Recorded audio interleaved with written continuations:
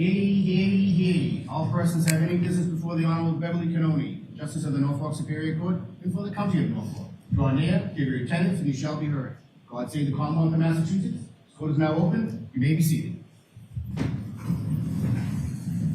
Good morning again, Council. Good morning again, Ms. Reed. Good morning, jurors. So, I appreciate your patience. I have to ask you those 3 questions.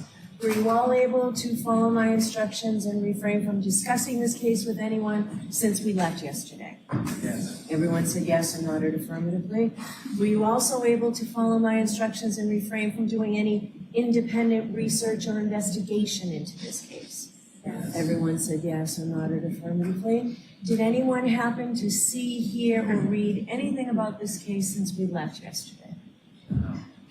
I have one other important instruction for you folks, and it's so important that each and every juror can hear the evidence or the testimony that's presented, can follow the testimony, and can understand and evaluate the testimony of each witness and the exhibits. In order to do that, I just want to be very clear that it's important that people do not comment on the evidence or make any comments. Once you enter the room, it's probably a good idea to just listen. Don't talk, don't make any facial expressions, no muttering under your breath, no audible noises, because people need to hear what's going on and to understand everything. So out of respect for your fellow jurors, I would ask that you be very careful to make sure you don't do that, and out of respect to the lawyers who worked so hard to get this case before you. Okay? Thank you very much. With that, Mr. Brennan, your first witness, please. Or if I could begin by offering a stipulation that's agreed to between the parties. Okay, can we turn the AC down, please?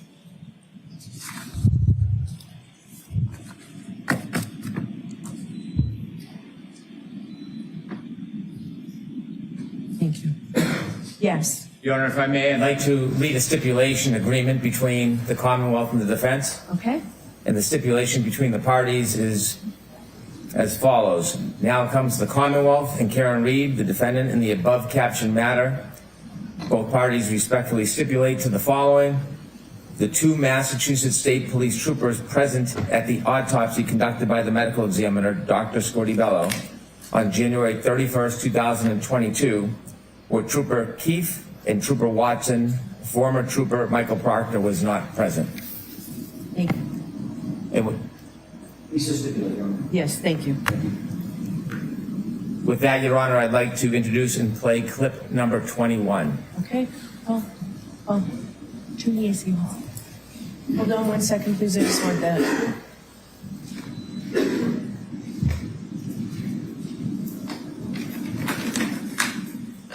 Can the jurors hear better with that on?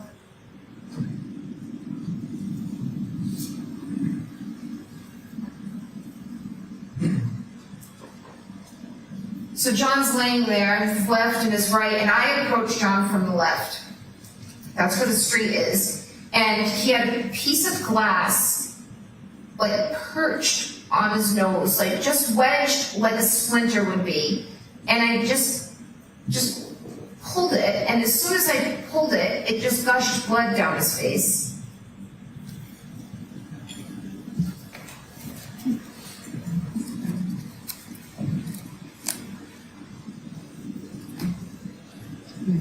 So we need this marked. Yes, we have the item. Exhibit 169.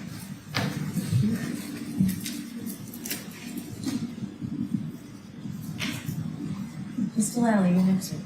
Your Honor, the Commonwealth calls Andre Porto to the stand.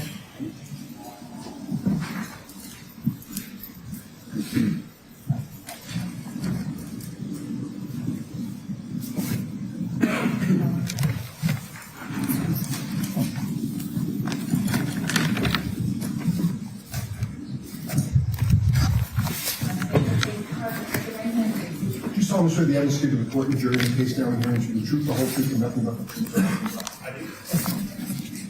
Morning.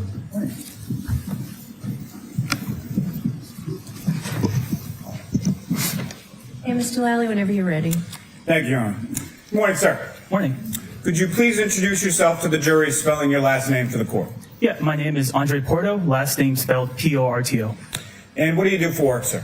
I'm a forensic scientist too in the DNA unit at the Massachusetts State Police Crime Lab. And where did you go to school? I received my undergraduate Bachelor of Science in Microbiology from the University of Massachusetts in Amherst, and then I received a Master of Science in Biomedical Forensic Sciences at the Boston University School of Medicine. Now, following your education, where did you go to work? I started at the Massachusetts State Police Crime Lab in the DNA unit. And how long have you worked at the state lab? Slow down. Oh, yeah, sorry. How long have you worked at the state lab, sir? Since September 2019. Now, when you joined the lab, what was your position and title that you were initially hired for? I was hired as a Forensic Scientist 1.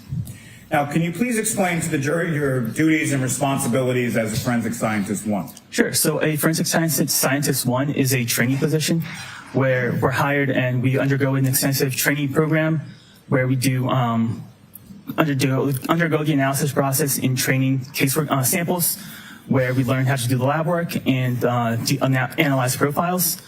And at the end of this training, I took a competency test to make sure that I was able to accurately conduct the DNA analysis process.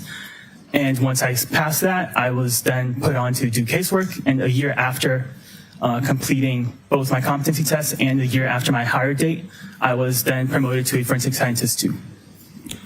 And so you're currently a forensic scientist 2, is that correct? Correct. And what is the difference between a forensic scientist 1 and a forensic scientist 2? So a Forensic Scientist 2 is just the automatic promotion that you get after a year of hire and passing the initial competency test. And we're able to do the DNA process in casework samples.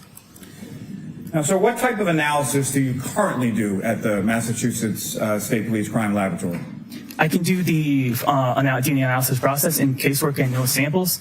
That includes the lab work as well as analyzing the DNA profiles that are generated from the work. Now, first, just in general terms, but specifically with reference to DNA analysis, can you explain to the jury how is that analysis performed?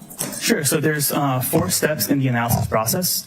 The first step is extraction, where we apply heat and chemicals to the samples to break open the cells and release that DNA to be available for use. Step 2 is called quantitation, where we take a small sample of that extracted DNA to estimate, and we use chemicals and run it through an instrument to estimate how much DNA we extracted. And then we proceed to step 3, which is called amplification. And that's basically, think of it as a molecular photocopier, where we target specific areas of the DNA to make millions of copies of it. And then we run it through, go to detection, where we run it through an instrument, and we generate the DNA profile as an electronic file on a computer. Now, is the state lab where you work accredited? Yes, it is. And by whom? We're accredited by an organization called ANAB, which stands for ANSI National Accreditation Board, and ANSI stands for American National Standards Institute. I need you to slow down, please. Please. Sorry. Now, Mr. Porto, are there steps taken in your lab during that process that you were just explaining to prevent against contamination? Yes, there are. And can you explain what those are? Sure. So there are various steps. One step to prevent contamination between analysts would be to bleach and wipe down the workstations before use and after. Another way to prevent DNA transfer from analysts to the samples is to wear personal protective equipment, such as lab coats, gloves, masks, hairnets, and beard guards. And a way to prevent transfer from sample to sample would be to frequently change gloves, as well as only have one sample open at a time. Now, with your work at the lab, is there a review process that your work undergoes? Yes, there is. And can you describe that process to the jury? Sure. So once I complete my work, the file undergoes 2 types of reviews. The first is a technical review, where another qualified analyst will take the file and they'll do their own independent assessment and make sure that they come up with the conclusions and that they agree with the conclusions that I reached. And they'll also make sure that all the protocols were followed and every decision is scientifically sound. Once that review is completed, it undergoes an administrative review, where another qualified analyst will then look through the file and they look for clerical errors, such as typos or missing page numbers or missing case numbers. Once those two reviews are completed, the results can then be reported out. Now, as a part of that accreditation process that you were speaking about a few moments ago, do you undergo anything called proficiency testing? Yes, I do. And can you explain to the jury what that proficiency testing process consists of? Yeah, so a proficiency test is a test that's administered twice a year by an external vendor, and the results of this test are not known to the analyst at the time. And we basically treat it like it's a real case where it undergoes the analysis process as if it were a real case. And this test is used to show that the analyst is demonstrates ongoing competency in the DNA analysis process. And successful completion of the test is required to maintain qualification as an analyst.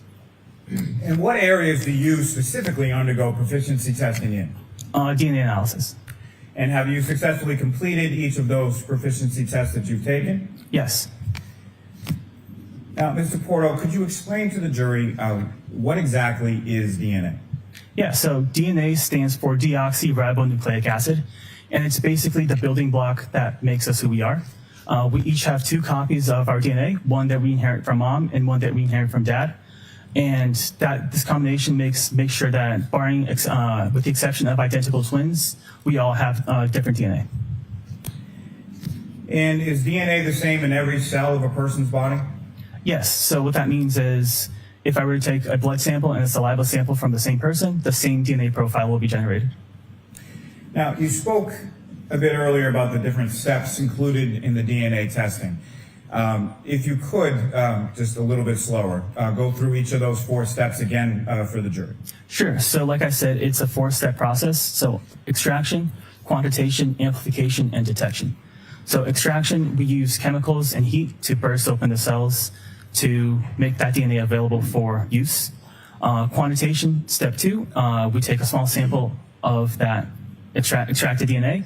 We use a different set of chemicals and an instrument to estimate how much DNA is available for use. Amplification is the 3rd step, which I mentioned is the basically molecular photocopier, where it makes millions of copies of specific areas of the DNA. And then the 4th and last step is detection, where we run those amplified copies through an instrument, and we generate the DNA profile as an electronic file on the computer. Now, Mr. Porto, what is STR? So STR stands for short tandem repeats, and they're the locations that we're making the millions of copies of. Now, in your work at the lab, you have something that's referred to as a known item. Yes. And can you explain to the jury what a known item is? Sure. So a known item is an item that's taken directly from a person to be used as a reference sample, so we know what the source of that profile is. And conversely, what is a questioned item? A questioned item is an item that's taken, let's say, from a crime scene where we don't know what the source is.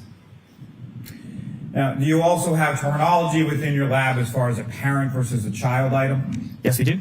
And can you explain how those labels are and how they reference to what you do in your work?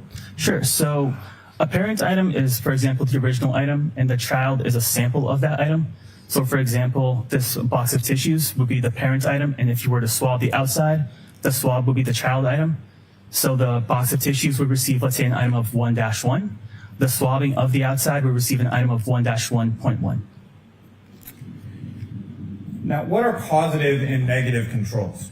Yeah, so a positive control is a control that has it's a known sample with a known DNA profile that we use in every step of the DNA analysis process to make sure that each step and instrument worked as expected and properly. And then a negative control is a sample that has no DNA in it. It only receives the chemicals that we use. And that's to ensure that the chemicals that we're using don't have any DNA inherent to them. Now, when you as an analyst or a forensic scientist too are assigned work within the DNA unit, where do you retrieve that evidence from? Yeah, so I retrieve it from a locked cold room that's only accessible via keycard. Now, why are items kept in cold storage? Yeah, the cold storage helps preserve the DNA for long-term storage. And as far as the heat versus the cold why is it that it's specifically kept, or why does the coldness of the storage room help preserve the item? The cold can help prevent, let's say, growth of bacteria and mold that can degrade DNA. And what does heat do conversely in reference to an item of forensic value? Heat can help degrade DNA and also promotes bacterial and mold growth that can further degrade that DNA. Now, when you receive an item from the cold storage, how is that item typically packaged when you retrieve it from there? Sure. So the item comes in these plastic, clear, transparent plastic sealed containers that has a label with the case number on it. And inside of that, each sample is within like a small plastic tube that has a label with a case number and item number. Now, at some point, were you assigned to perform some work on a lab case number 22-02184 pertaining to this defendant, Karen Reed? Yes, I did. And what type of work in general terms were you assigned to do in this case? I was assigned to do the DNA analysis process. And that was on several items, is that correct? Correct. And could you explain to the jury the sort of process that you used to analyze evidence in this case? Sure. So the case underwent the 4 steps that I explained before. So extraction, quantitation, amplification, and detection. And there was a known standard that was done in this case, specifically in item number 8-1.1.1, is that correct? Correct.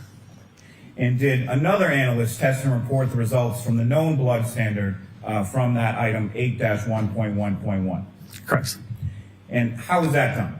Yeah, so that undergoes the same process that I explained. It will go through the 4 steps: extraction, quantitation, amplification, detection, and then the analyst that did the interpretation and reported that out, the known standard out, they went through the profile to make sure that it's one person or single source. And once that went through the review process that I explained, so technical and administrative review, and once that was all completed, the standard was available to be used for comparisons. And to whom was that known standard identified as belonging to? John O'Keefe. Now, you use the word in there as far as a single source. Can you explain to the jury what your understanding of that term is based on your training and experience? Sure. So a single source is just a DNA profile that has one contributor to it. So only one person contributed DNA to that profile. What exactly is a DNA profile? Yeah, so a DNA profile is basically the combination of all of the locations that we amplified during the 3rd step of the process. And it's basically, you can think of it as like a chart, like an EKG, where it has peaks and valleys, and each peak has a specific number, and the DNA profile is just a combination of all those numbers put together. Now, can you explain to the jury in general terms, to start with, the process of comparison between a known standard and a questioned or unknown standard? Sure. So first, I did the analysis on the question items. I did the 4 steps. I analyzed the profiles that were generated. I then interpreted, make sure that I could determine the number of contributors. And once that was completed, I then used the standard that was available and compared them to all the profiles that were suitable for comparison. Now, sir, starting with item 3-1.1, what was that a sample from? That was a sample from taillight passenger. And from a specific vehicle, is that correct? Correct. And what, if any, information were you given as to that vehicle that the swab from the taillight was from? Do you mean like the license plate? Yes. Could I refer to my notes? Yes. Thank you. Your Honor, with the court's permission, this is a little detail as far as the testimony goes. I don't have a problem. Does the defense object? I do not. Okay, thank you. Thank you, Your Honor. So the license plate was 3G6684. Wait, so, I'm sorry, 3GC684. Now, with reference to the swab from the taillight, were you able to generate a DNA profile from that item? I was. And from your comparative analysis from that question item to that of the known standard of John O'Keefe, what did you conclude? So the DNA profile was interpreted as a mixture of 3 contributors, including male DNA. And the DNA profile from this item is at least, I'm so sorry. I'll just restart. So the DNA profile was interpreted as a mixture of 3 contributors, including male DNA. And the DNA profile from this item is at least 510 non-alien times more likely if it originated from John O'Keefe and 2 unknown individuals than if it originated from 3 unknown, unrelated individuals. This provides support for an inclusion. Now, sir, what does that mean? So an inclusion is basically when I look at the DNA profile that was generated and I compare it to the known DNA profile. And if the characteristics of the known profile are consistent with the characteristics observed in the question DNA profile, that's an inclusion. Now, as far as that number, 510 nonillion, how many zeros in that number? So a nonillion is a 1 followed by 30 zeros. Now, that profile, in addition to Mr. O'Keefe's profile, also had 2 unknown contributors, correct? Correct. Now, was that item also submitted to an outside vendor named Bodhi Technologies for further analysis? Correct. And with reference to your comparative analysis from the profile from this item to Mr. O'Keefe's profile, if you could again just expound upon what does inclusion mean?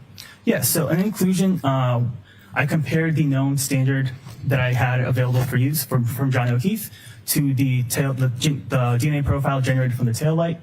And the DNA profile if that was consistent with the DNA profile that I observed in the questioned item, and that's what an inclusion means. Now, regarding item 3-6, what is the description of that item?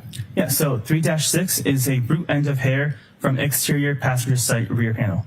And is that the same vehicle as far as the taillight sample? Correct.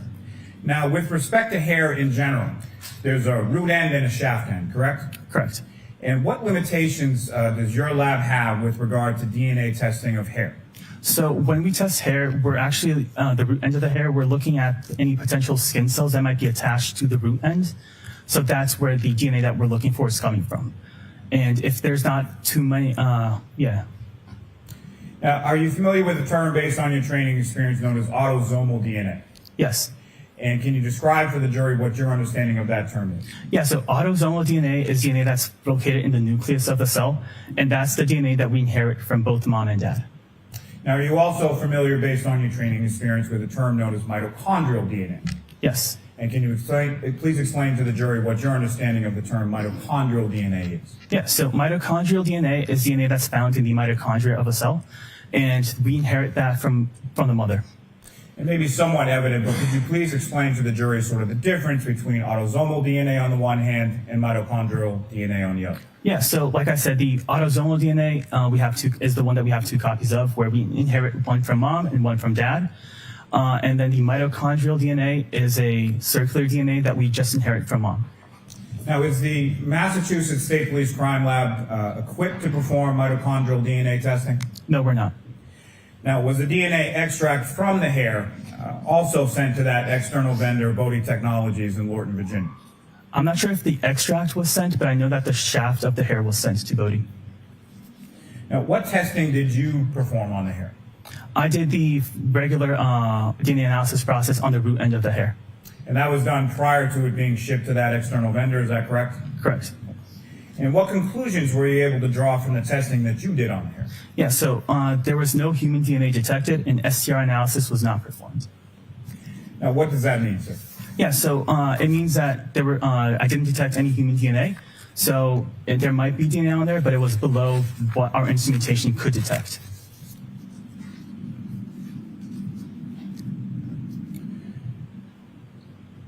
Now, turning your attention to item 3-2.1.1, what is the description related to that item, sir? It's a sample from the exterior of broken drinking glass. And is there any further indication as far as the broken drinking glass, as far as where it was recovered? Oh, yeah, 34 Fairview Road. And were you able to generate a DNA profile from this item, the drinking glass? Yes, I was. And from your comparative analysis from this question item to that of the known standard of John O'Keefe, what did you conclude? Yeah, so the DNA profile was interpreted as a mixture of 3 contributors, including male DNA. The DNA profile from this item is at least 530 non-alien times more likely if it originated from John O'Keefe and 2 unknown individuals than if it originated from 3 unknown, unrelated individuals. This supports an inclusion. This is the last time I'll ask you this, but just if you could reiterate to the jury, what does an inclusion mean? Yep, so an inclusion is when I compared the known standard to the question item, and if the profile in the known standard is consistent with the profile in the question profile, that's an inclusion. And that number again, as far as 530 non-alien, how many zeros again in that number? That's a 1 followed by 30 zeros. Now, sir, if I could turn your attention to another item, 7-1.2.1. What is the description related to that item? Sample from stain A on upper right leg of jeans. And is there any further indication as to whom those jeans belong to? John O'Keefe. Now, were you also able to generate a DNA profile from this item, the stain A on the upper right leg of Mr. O'Keefe's jeans? Yes, I was. And from your comparative analysis from the question item to that of the known standard of John O'Keefe, what did you conclude with reference to that item? The DNA profile was interpreted as a mixture of 3 contributors, including male DNA.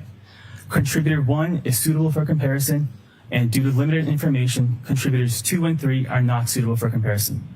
The DNA profile from this item is at least 570 non-alien times more likely if it originated from John O'Keefe and 2 unknown individuals than if it originated from 3 unknown, unrelated individuals. This provides support for an inclusion. Thank you, sir. Now, turning your attention to item 7-1.3.1, what is the description related to that item? Sample from stain B on upper right leg of jeans. And same genes as the previous item? Yes.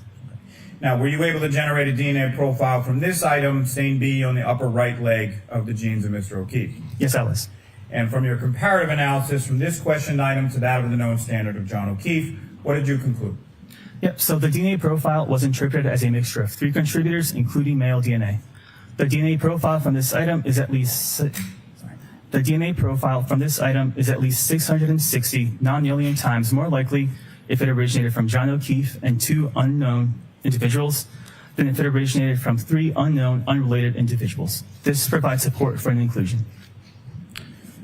Now, sir, with reference to item 7-1.4.1, and again, these items with the dash and the point, is that what you're referring to earlier as the parent-child relationship between items? Yes.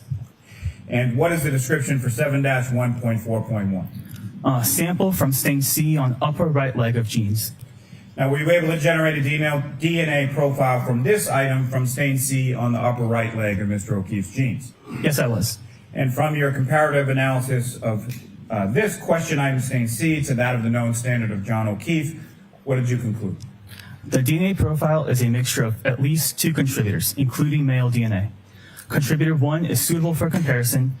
Due to limited information, contributor 2 is not suitable for comparison. The DNA profile was interpreted as a mixture of 2 contributors. The DNA profile from this item is at least 830 non-alien times more likely if it originated from John O'Keefe and an unknown individual than if it originated from 2 unknown, unrelated individuals. This provides support for an inclusion. Now, sir, with reference to item 7-1.5.1, what was the description of that? Sample from stain D on upper right leg of jeans. Now, were you able to generate a DNA profile from this item from stain D on the upper right leg of Mr. O'Keefe's jeans? Yes, I was. And from your comparative analysis from this item to the known standard of John O'Keefe, what did you conclude? The DNA profile was interpreted as a mixture of 3 contributors, including male DNA. The DNA profile from this item is at least 670 non-alien times more likely if it originated from John O'Keefe and 2 unknown individuals than if it originated from 3 unknown, unrelated individuals. This provides support for an inclusion. Now, sir, did you also do some testing on an item 7-1.6.1? Yes, I did. And what was the description associated with that item? Sample from stain E on upper right leg of jeans. And were you able to generate a DNA profile from that item, stain E, on the upper right leg of Mr. O'Keefe's jeans? Yes, I was. And from your comparative analysis from that question item to the known standard of John O'Keefe, what did you conclude? The DNA profile was interpreted as a mixture of 2 contributors, including male DNA.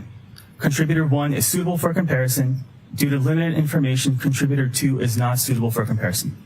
The DNA profile from this item is at least 1.0 decillion times more likely if it originated from John O'Keefe and an unknown individual than if it originated from 2 unknown, unrelated individuals. This provides a support for an inclusion. I used a different number there as far as a decillion. How many zeros is a decillion? Yeah, a decillion is a 1 followed by 33 zeros. Now, with each of those items that you just testified about as far as the genes, the question items from the stains on Mr. O'Keefe's jeans, those were each located on the right leg, correct? Correct. Now, did you also perform some analysis on item 7-1.7.1? I did. And what is the description associated with that item number? Sample from unstained areas of the exterior of jeans. Now, were you able to generate a DNA profile from that item, from the unstained areas of the exterior of Mr. O'Keefe's jeans? I was. And from your comparative analysis from this question item to the known standard of John O'Keefe, what did you conclude? The DNA profile was interpreted as a mixture of 4 contributors, including male DNA. The DNA profile from this item is at least 53 septillion times more likely if it originated from John O'Keefe and 3 unknown individuals than if it originated from 4 unknown, unrelated individuals. This provides support for an inclusion. And again, sir, with that number, as far as 53 septillion times more likely, how many zeros in a septillion? A septillion is a 1 followed by 24 zeros.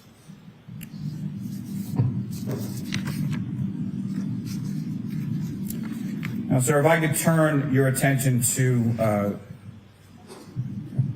what's listed as number 12 in your report, but item 7-18.4.1. Did you do some testing on that item as well? Yes. And what was the description associated with that? Sample from stain C on top front of Gray's long sleeve shirt. And the gray long sleeve shirt, is that attributed as belonging to a specific person? Yes, John O'Keefe. And were you able to generate a DNA profile from that item, specifically sample from stain C on the top front of the gray long sleeve shirt of Mr. O'Keefe? I was. And from your comparative analysis from that questioned item from the shirt to the known standard of John O'Keefe, what did you conclude? So the male DNA profile was interpreted as originated from a single contributor. The DNA profile from this item is at least 58 octillion times more likely if it originated from John O'Keefe than if it originated from an unknown, unrelated individual. This provides support for an inclusion. And again, sir, that number, as far as 58 octillion times more likely, how many zeros in an octillion? So an octillion is a 1 followed by 27 zeros. Now, sir, if I could take you down to listed as 15 in your report, but did you do some testing on item 7-18.14.1? I did. And what was the description associated with that item? So sample from stain L on back bottom right of gray long sleeve shirt. And were you able to generate a DNA profile from that item? I was. And from your comparative analysis with reference to that item, the sample from stain L on the back bottom right of the gray long sleeve shirt, in comparison to the DNA profile from the known standard of John O'Keefe, what did you conclude? So the DNA profile was interpreted as a mixture of 2 contributors, including male DNA. The DNA profile from this item is at least 1.0 decillion times more likely if it originated from John O'Keefe and an unknown individual than if it originated from 2 unknown, unrelated individuals. This provides support for an inclusion. Now, sir, did you also perform some analysis on an item numbered 7-18.17.1? I did. And what was the description associated with that item, sir? Sample from unstained areas of exterior of gray long sleeve shirt. And similarly, were you able to generate a DNA profile from that item, the sample from the unstained areas of the exterior of the gray long sleeve shirt of Mr. O'Keefe? I was. And from your comparative analysis from that question item to that of the known standard of John O'Keefe, what did you conclude? The DNA profile was interpreted as a mixture of 2 contributors, including male DNA. Contributor 1 is suitable for comparison. Due to limited information, contributor 2 is not suitable for comparison. The DNA profile from this item is at least 960 nonillion times more likely if it originated from John O'Keefe and an unknown individual than if it originated from 2 unknown, unrelated individuals. This provides support for an inclusion. Thank you, sir. I'm going to group a couple, 4 separate items from your report, starting with what's listed in your report as number 9 is item 7-3.1, correct? Correct. And what is the description associated with that item, sir? Sample from stain D on bright instep of sneaker. And 11 from your report, you also did some analysis on item 7-18.3.1, is that correct? Correct. And what was the description associated with that? Sample from stain B on top front of gray long sleeve shirt. And item 7-18.7.1, do you see that as well? Yes. And what was the description associated with that item? Sample from stain F on top, front of gray long sleeve shirt. And lastly, in this group, item 7-18.8.1, what was the description associated with that? Sample from stain G on back left sleeve of gray long sleeve shirt. And with respect to each of those last four samples from those items, were you able to generate a DNA profile with respect to each of those four? Profiles were generated from them. And what did you conclude based on the generation of those profiles with those four items? Yeah, so the profiles that were generated were not suitable for comparison. And if you could explain briefly to the jury, when you say not suitable for comparison, what do you mean by that? Yeah, so for 7-3.1, it was a mixture of at least 5 contributors. And at the DNA unit, we validated, basically we tested and made sure that our protocols were we can only interpret mixtures of up to 4 contributors. So I determined that there were 5 contributors, so that makes it too complex for us to do comparisons to it. So it's not suitable for comparison for that reason. And the other 3 items, due to the quality of the profile, they were not suitable for comparison. And basically what that means is that there were such low amounts of DNA that was in the sample that there was a lack of information from the profiles themselves, so they weren't really suitable for comparisons.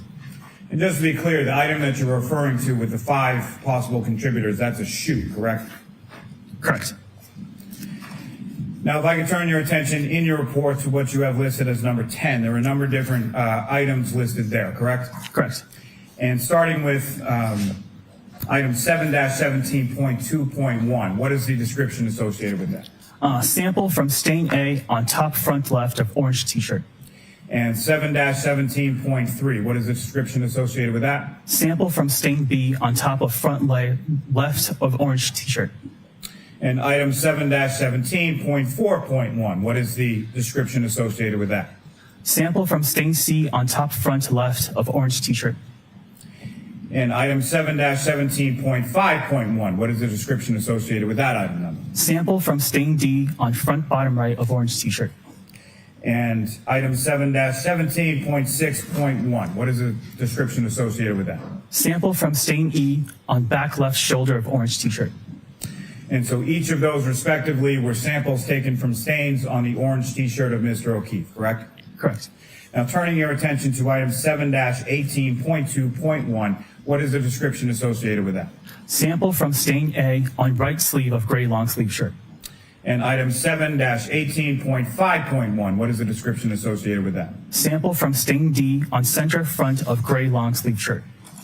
And item 7-18.6.1, what is the description associated with that? Sample from stain E on center front of gray long sleeve shirt. And item 7-18.9.1, did you generate a profile from that item as well? Yes. And what is the description associated with that? Sample from stain H1 on back left of back left of gray long sleeve shirt. And item 7-18.10.1, what is the description associated with that? Sample from stain H2 on back left of gray long sleeve shirt. And item 7-18.11.1, what is the description associated with that? Sample from stain I on back right shoulder of gray long sleeve shirt. And item 7-18.12.1, what is the description associated with that? Sample from stain J on back bottom right of gray long sleeve shirt. And lastly, with this group search, item 7-18.13.1, what is the description associated with that?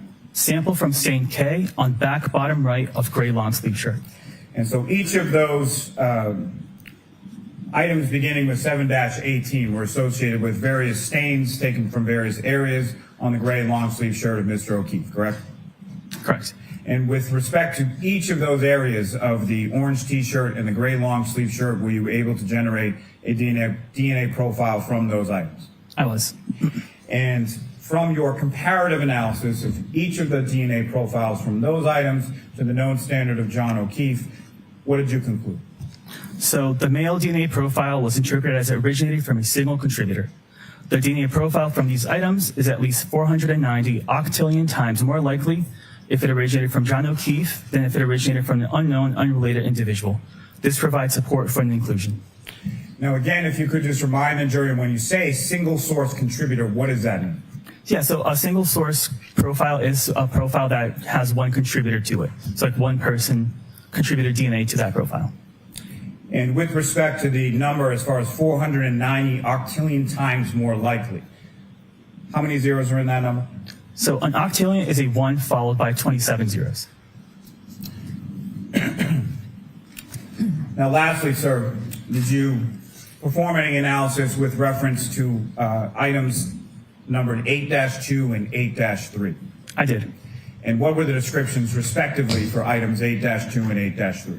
So item 8-2 was right hand fingernail clippings from John O'Keefe, and item 8-3 were left hand fingernail clippings from John O'Keefe. So fingernail clippings from both the right and left hand of Mr. O'Keefe. Correct. And were you able to generate a DNA profile from those item numbers, the right and left hand fingernail clippings of Mr. O'Keefe?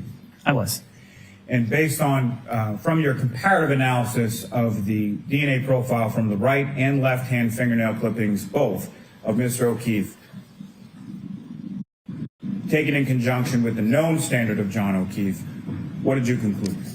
Yeah, so the male DNA profile was interpreted as originated from a single contributor, and the DNA profile from these items is at least 490 octillion times more likely if it originated from John O'Keefe than if it originated from an unknown, unrelated individual.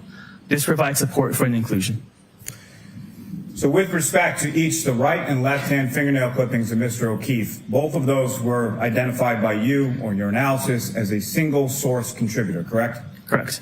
And they were each 490 octillion times more likely to have originated from John O'Keefe than from an unknown, unrelated individual. Is that correct? Correct. Thank you.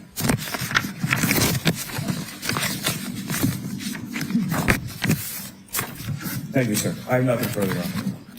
May I, Your Honor? Yes.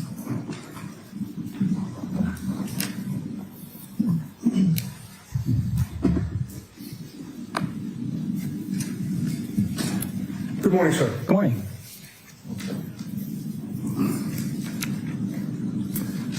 Mr. Porto, I would like to start by asking you about item 3-1.1, which you've identified as a sample from the passenger side taillight of the vehicle. Can you orient yourself in your report to that item? Yes. And that, of course, was the passenger side taillight that was attached to the vehicle, correct? Correct. You were never asked to do any DNA comparison on any pieces of taillight connected with this case, correct? Let me check my other report.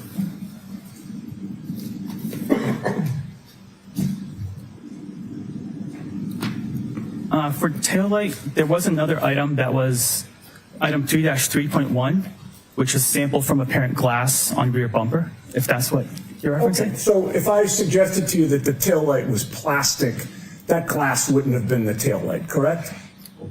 I don't have, that's beyond my scope of testing. Gotcha. Okay. With regard to the passenger side taillight, you found that there were 3 contributors of DNA to that taillight attached to the vehicle, correct? Correct. One of those contributors appeared to be John O'Keefe. Is that fair to say? He was included into the profile. With regard to the other 2 contributors, who were they? They could be anybody. Were you ever asked to compare DNA samples from either Canton Police Detective Kevin Albert or Canton Police Chief Kenneth Berkowitz to the DNA profile that you analyzed from that passenger side taillight? I was not.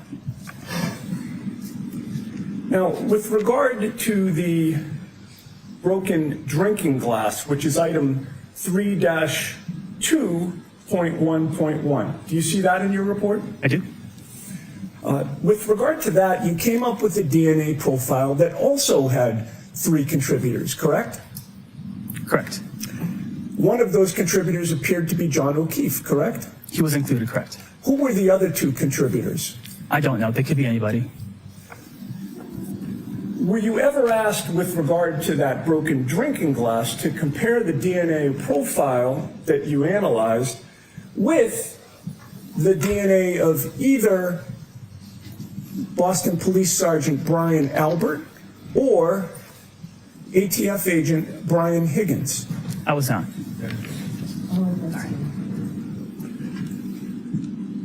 Now, with regard to 7.1.2.1, or maybe it's 7-1.2.1, that's the stain A from the upper right leg of the jeans?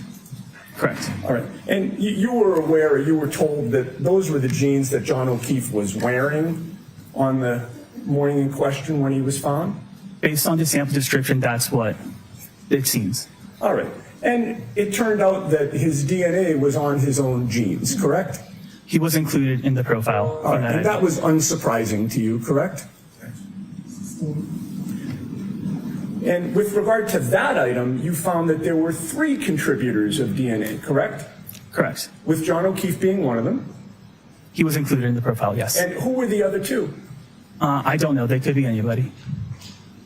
Let's move on to stain B, also from the upper right leg of the jeans. That is 7-1.3.1. You see that in your report? I do. When you found a DNA profile, how many contributors of DNA were there? 3 contributors. All right. And again, this was John O'Keefe's genes, correct? Based on the description, yes. So he was one of the 3 contributors. He was included in the profile, yeah. Who were the other 2? I don't know. They could be anybody. Moving on to stain C from the upper right leg of the jeans. 7-1.4.1. You see that in your report? I do. With regard to the DNA profile that you analyzed there, how many contributors of DNA were there to that profile? At least 2, and it was interpreted as 2 contributors. And again, this is the same pair of jeans that he was found in, correct? Based on the description, yes. And you said at least 2 contributors. It actually could have been more than 2. Based on our protocols, I had to call it 2, and we determined it as 2, but it could be more than 2, yes. Okay. Well, let's pay attention to the one that was not John O'Keefe, at least that one. Who contributed that DNA to his pants? I don't know. It could be anybody. Moving on to stain D, which is 7-1.5.1. And if I can just put my glasses on to make sure I've read my own writing correctly. Actually, is it 7-15-1? Did I get that wrong the first time? D? I'm sorry? Do you mean stain D? Stain D. Stain D is 7-1.5.1. Oh, I had it right the first time. Okay. With regard to that stain, you also got a DNA profile, and how many contributors were there to that DNA profile? I interpret it as 3 contributors. And again, this is John O'Keefe's genes, correct? Correct. He was one of the contributors to his own genes, correct? He was included in the profile. And with regard to that stain on the upper right leg of his jeans, who contributed the DNA to who were the other 2 contributors of DNA to that stain? I don't know. They could be anybody. And then finally, with regard to that upper right leg of the jeans, there was also a stain E, correct? Correct. How many contributors did you find to that DNA profile? 2 contributors. One of which was John O'Keefe to his own genes, correct? He was included, yes. And who was the other contributor to that stain on the jeans? It could be anybody. I don't know. And by the way, just for the record, that was 7.1.6.1? 7-1.61. 7-1.6.1. Thank you, sir. Okay, now, with regard to the unstained area of the exterior of the jeans, do you see item 7-1.7.1? Yes. You found a DNA profile with regard to that unstained area as well, correct? Correct. How many contributors of DNA were there to that unstained area of the jeans? I interpret it as 4 contributors. And John O'Keefe was one of those, correct? He was included in the profile. His own genes. Based on the description, yes. Who were the other 3 contributors to that DNA profile? I don't know. It could be anybody. And before we move on to the sneaker, I just wanted to ask you a question about the passenger side taillight that I neglected to ask you. That was the one where there were 3 contributors, correct? And again, I'm going back to 3-1.1. Correct. Sorry to skip around, sir. Okay. I'm not trying to make this It's all any right. more confusing than it is. With regard to the passenger side taillight and that DNA profile, are you able to determine when that DNA was deposited on the passenger side taillight that was attached to the vehicle? No, I'm not. Are you able to testify with any certainty that it was deposited there, say, on January 28th or 29th of 2022? No, I can't. So, consistent with your analysis of it, are you able to say whether it occurred prior to January 28th of 2022? No, I can't. Were you aware that that vehicle was John O'Keefe's girlfriend's vehicle? I was not. Were you provided any information about just how often he had been in and around that vehicle prior to January 28th of 2022?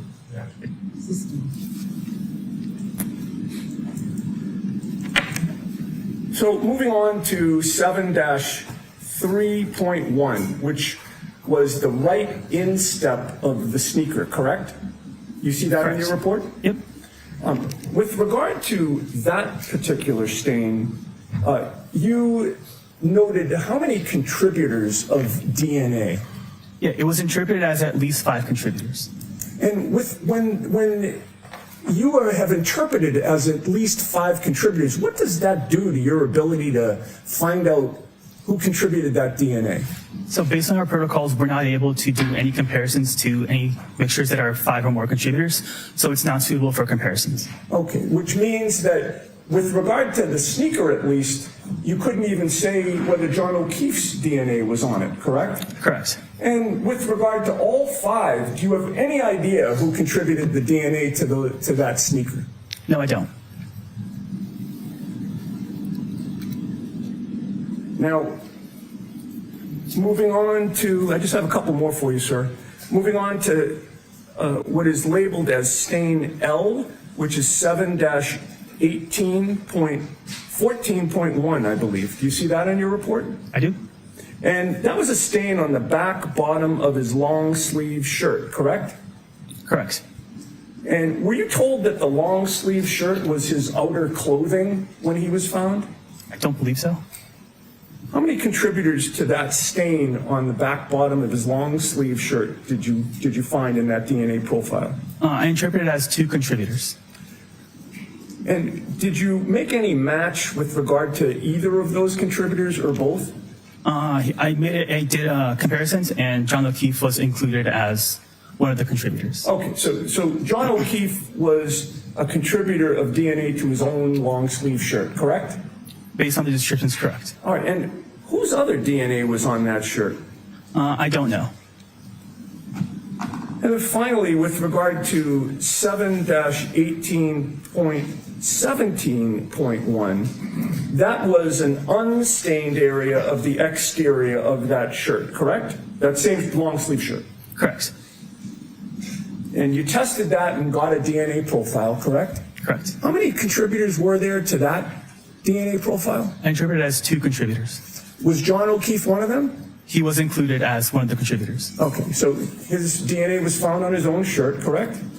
Based on the description, correct. And who contributed the other DNA profile to John O'Keefe's sweatshirt? I don't know. With regard to any of the stains on the upper right leg of the jeans, I counted 1, 2, 3, 4, 5 that you've discussed here today. Were you ever asked to compare the DNA profile with the DNA profiles of either Brian Higgins or Brian Albert? I was not. Oh, sorry. I'm sorry. And your answer was you were not? I was not. Did anybody ever provide you with DNA profiles of Brian Higgins or Brian Albert? Sustained to that.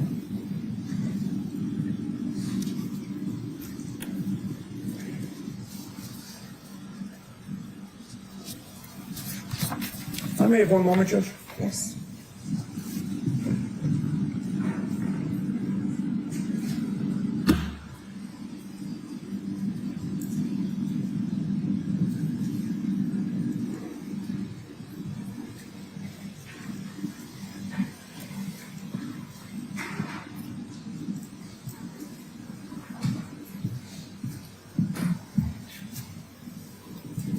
I just have one more question for you, Mr. Porto, and I do want to thank you for answering all my questions here today. You wrote reports on your analysis of all the items and the work that you did on this case? I did.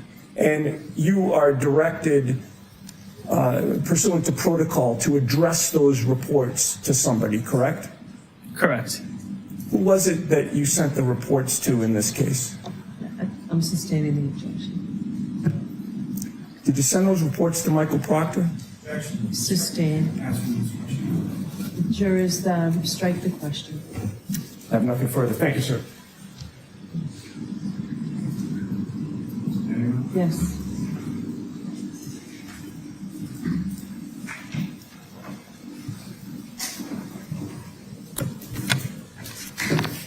Mr. Porto, based on your training and experience in years of doing DNA testing at the lab, when it comes to samples from items of clothing, is it uncommon or common to have multiple contributors? That depends. It can happen, but it's possible, yes. Is it something that's a complete anomaly? I wouldn't say so, no. Now, turning your attention back to item 3-1.1, that's the sample from the passenger side tail light of the defendant's vehicle, correct? Correct. Okay. And Mr. O'Keefe was found to, his known DNA profile was found to be an inclusion for the DNA profile from the swab from the defendant's passenger side tail light, correct? He was included in the profile, yes. And to what statistical, what is the number associated with that inclusion, sir? The DNA profile for this item is 510 non-alien times more likely to have originated from John O'Keefe and 2 unknown individuals than if it originated from 3 unknown unrelated individuals. Now, Mr. Porter, if I could turn you back to number 10 in your report, there's a number of different items listed there, correct? Correct. And as far as the items listed associated with various stains on various areas of Mr. O'Keefe's orange t-shirt and gray long sleeve shirt, there's about 13 different DNA profiles that you generated in reference to those items, correct? Correct. And from those 13 different items, they're all from a single contributor, is that correct? Correct. They were interpreted as originated from a single contributor. And as far as the DNA profile, your comparison of each of those 13 different stains on the orange t-shirt and the gray long sleeve shirt, what were your conclusions again as your comparison with the known standard of John O'Keefe? Yeah, so the profile was interpreted as originated from a single contributor, and the DNA profile from these items is at least 490 octillion times more likely if it originated from John O'Keefe than if it originated from an unknown, unrelated individual. This provides support for an inclusion. And lastly, with reference to the fingernail clippings from both the right hand and the left hand of Mr. O'Keefe, those were also, your analysis provided for inclusion of Mr. O'Keefe's known DNA standard, correct? He was included in the profile, correct. And again, the profile from both the right hand and the left hand fingernail clippings was a single source contributor, correct? Sustain. How many sources were associated with those? Objection. Sustain. Nothing further. Okay. You all set, Mr. Unity? Yes, Your Honor, thank you. You are all set, Mr. Porto. Thank you very much. Who's the next witness? Your Honor, the Commonwealth will call Ashley Lalier to stand. Okay.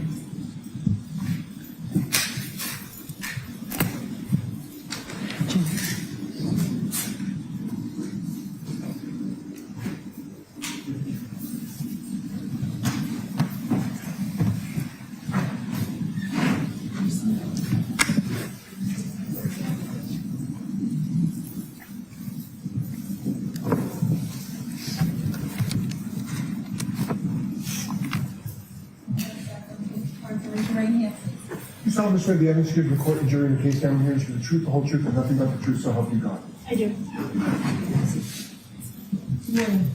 Morning. All right, Mr. Lally, whenever you're ready. Thank you, Your Honor. Good morning, Ms. Lalier. Good morning. Could you please introduce yourself to the jury, spelling your last name for the court? My name is Ash Valier, spelled Vallier. And where do you work? I work at the Massachusetts State Police Crime Laboratory. And where did you go to school? I got my bachelor degree in biochemistry and cell biology from UC San Diego and a master's degree in biomedical forensic sciences from Boston University. Now, following your education, where did you go to work from there? Directly after I got my degree at Boston University, I worked at the Broad Institute.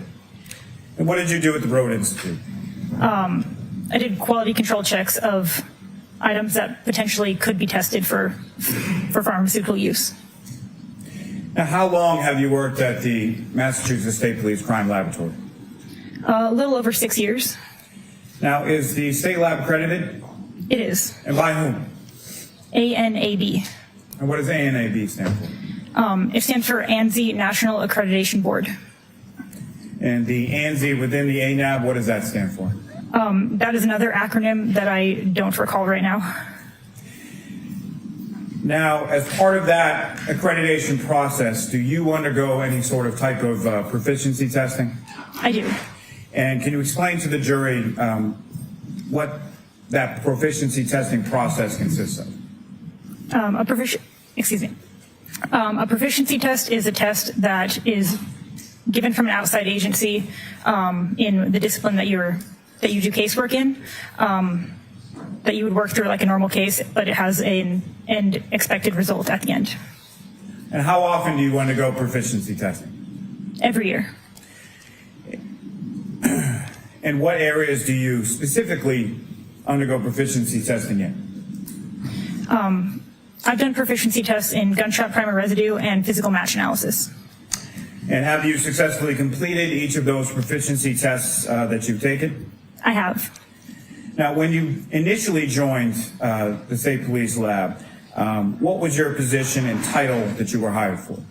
I was hired as a forensic scientist 1. Now, can you please explain to the jury what your duties and responsibilities were as a forensic scientist 1? So a forensic scientist 1 is the introductory level. It's when you start your training in whatever discipline you're going to be trained in and quality control checks. After you've been at the laboratory for over a year and you're signed off to do casework, you become a forensic scientist 2. And you're currently a forensic scientist 2, is that correct? Yes. What is the difference between a forensic scientist 1 and a forensic scientist 2 at the Massachusetts State Police Crime Laboratory? A forensic scientist 2 has been at the lab for over a year and can do casework. Now, just in general terms, what does the trace unit do or examine within the State Police Crime Laboratory? I'm a part of the Trace, Arson, and Explosives unit. So we analyze a wide range of pieces of evidence. So trace covers a lot of small things. So paint, fibers, glass, gunshot primer residue, physical matches. Arson covers fire debris evidence, and explosives covers explosives. Now, specifically with reference to physical match analysis, can you explain to the jury, just in general terms at first, how is that analysis performed? So physical match analysis is piecing broken things together to see if they were at once a single item. Generally, you look at the questioned item first, the item that you don't know specifically where it came from. Look at that, and then you would look at the known item, which is an item with a known source, like specifically like this window or like this vehicle. They're analyzed at separate times. And then if it looks like there could potentially be a physical match, you would analyze them together and see if they have a mechanical fit. Now, when you retrieve items just in general to do some sort of physical match analysis, where do you get those items from? We have evidence storage locations at the laboratory. And how are they typically packaged when you receive them? They can be packaged in cardboard boxes, brown paper bags, heat-sealed plastic bags. It depends on the individual items.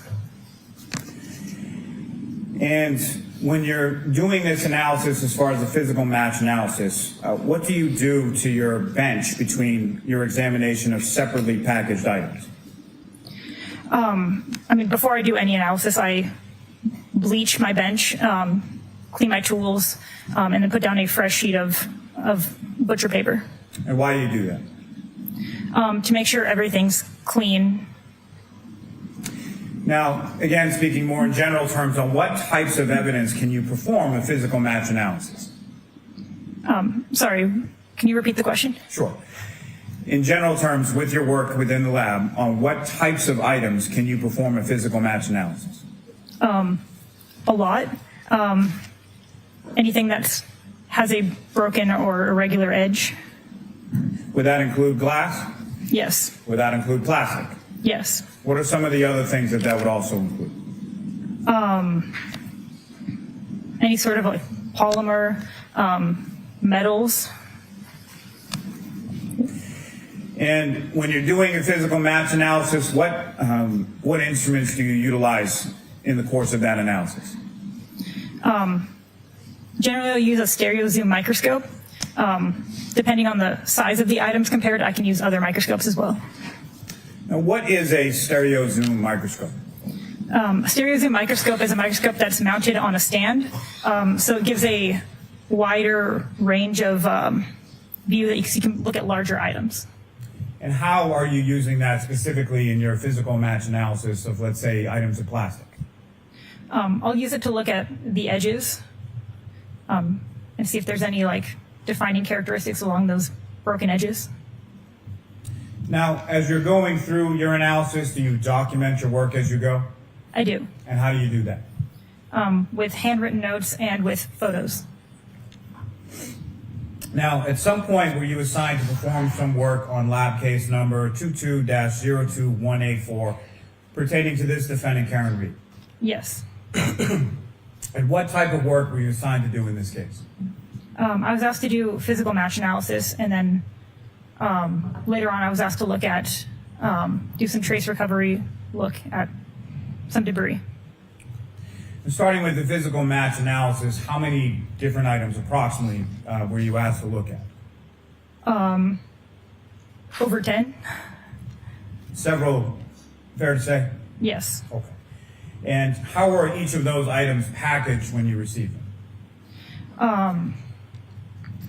So the questioned items were packaged first in a large paper bag, and then each item was individually packaged in a smaller brown paper bag within that container. Now, again, just in general terms, because you've used it a couple times, when you say questioned item versus known item, as it pertains to this analysis in this case, what were the questioned items generally, and what was the known item? The question items were items labeled as coming from a road, and the known item was labeled as coming from a taillight from a vehicle. Now, in this case, did you perform your physical match analysis in the same manner that you've previously described based on your education, training, and experience within the lab? Yes. Now, initially, you had examined some various plastic and glass items, and there was a drinking straw in there as well, correct? Yes. And specifically, as far as the item numbers that you looked at in this physical match analysis, could you provide the jury with a list of just the item numbers first to start with? May Your I Honor. Have your report with you, Ms. Webb? I do. Is there any objection, Mr. Nate, to using the report? No objection at all. So feel free to use your. Thank you, Your Honor. So the questioned items labeled as coming from the road were item 7-5, item 7-6, 7-8, 7-9, 7-10, 7-11, 7-12, 7-13, 7-14, 7-15, 7-16, and 7-19. And the known item labeled coming from the passenger side taillight is item 3-1. Now, Ms. Valier, within those specific item numbers of how things are labeled at your lab, if there are different pieces associated with the same item, how is it that you label those, specifically in this physical match analysis here? So some of the items had multiple pieces within that item. So I labeled them A, B, C, etc., depending on how many pieces there were. Now, if you could, please explain to the jury just, again, the process that you followed in your examination of each of those items. So first I looked at the questioned items, the items labeled as coming from the road. I looked at, I documented the overall package because they were all packaged in the same container, the same brown paper bag. Documented that individually. Inside of it, there were a bunch of individual brown paper bags. Documented that, and I went one at a time through them, opening each paper bag, taking written notes, taking photos of the items inside. Within each item, I looked to see if any of those pieces fit together. And I cleaned my bench in between the items. Your Honor, may I approach? Yes. And Your Honor, Phil Coates, I've shown Mr. United all these photos in advance. Okay. Is there an objection to any of them, There's Mr. no Mayor? objection, Your Honor. All right, so why don't we just go ahead and mark them all as evidence? Your Honor, if I could, I was going to take them item by item. Okay, that's fine. Okay. Ms. Blair, I'm showing you 4 photographs. You recognize those?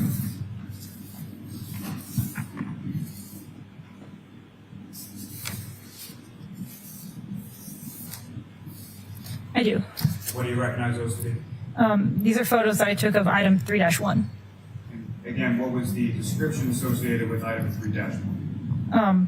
Passenger side taillight. And was that description further given sort of a specific vehicle or license plates associated with the vehicle that the taillight came? It does. Massachusetts 3GC684. And on the Commonwealth will seek to introduce in the minutes the next exhibit A through D. Right, those will come in. That's why I wanted to just mark them all because they're all coming. Right? That's fine. If the court prefers, I can provide them. All right. Exhibits 170A through 170D. May I approach with the remainder, Your Honor? Yes. And if you have them in sections, we can do that.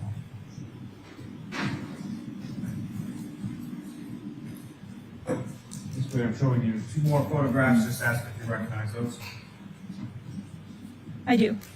And what do you recognize those? Photos I took of item 7-5. And again, from your report, what was the description in reference to item 7-5? Yeah. Thank you. You're fine. It's just allowed. Yes. Okay. Piece of plastic red recovered from 34 Fairview Road. You're on the Commonwealth will seek to introduce in the minutes the next exhibit A and B. Okay. Exhibit 171A and B. My apologies, Your Honor. With the court's permission, may I publish some of those? Yes. photos to the jury?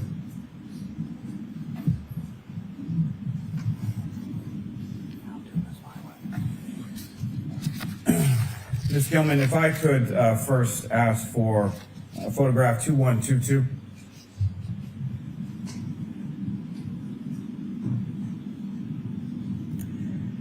And Ms. Blair, what's up on the screen, that is the bag associated with the passenger side taillight or the known item, correct? Correct. And Ms. Gilman, if I could have photograph 2125. And Ms. Gilman, if you could just enlarge a little bit towards the bottom where the ruler is. Now, Ms. Lear, what's up on the screen now as far as the sort of notations there, who made those? I did. And how do you know that you were the one who made those? That's my handwriting, and those are my initials. So the AMV is for your name, correct? Yes. And with respect to each of the items that you photographed, you had photographs that were taken of sort of what was in the evidence bag in total, displayed on your table that you had cleaned with the solution and everything else, correct? Yes. And Ms. Gilman, if you could just zoom out a little bit to show the item.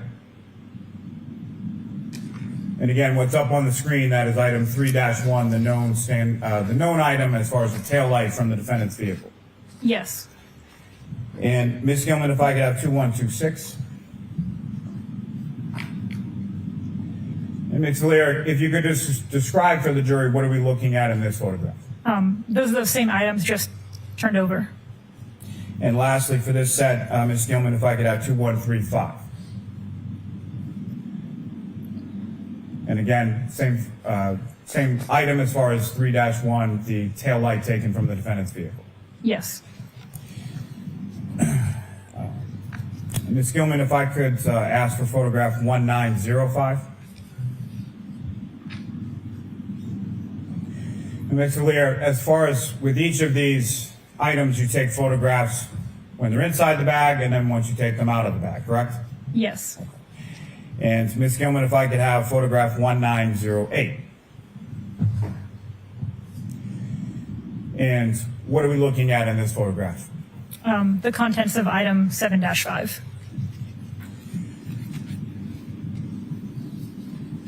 May I approach again, Your Honor? Yes. We'll need 2 more photographs. Do you recognize those?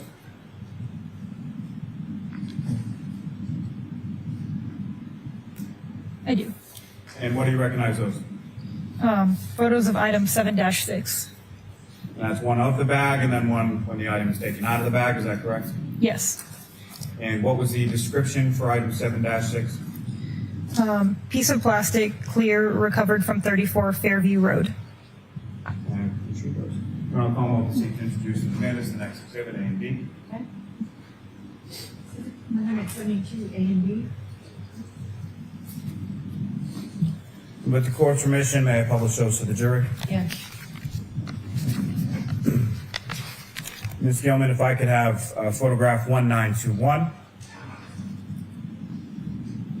And then photograph 1924.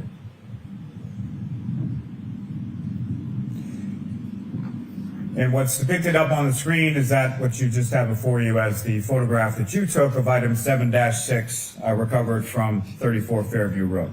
Yes. Thank you. May I approach the witness again, Your Honor? Yes.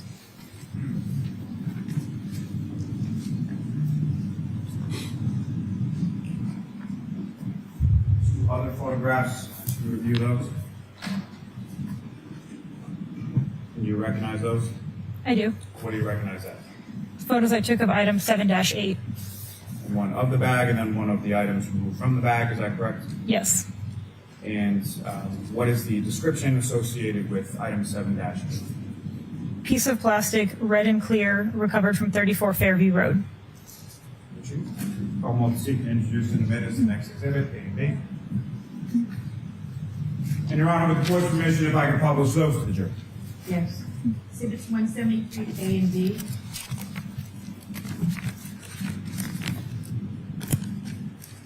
Ms. Gilman, if I could have photograph 1931. And then 1934.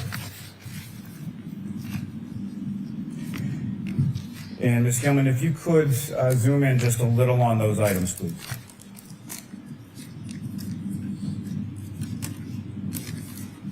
And Ms. Lair, again, what are we looking at in this photograph of item 7 dash? What are we looking at again in this photograph? Excuse me.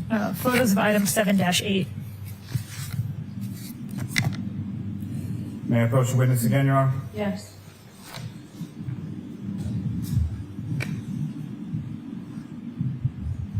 Two other photographs. Those. And you recognize those?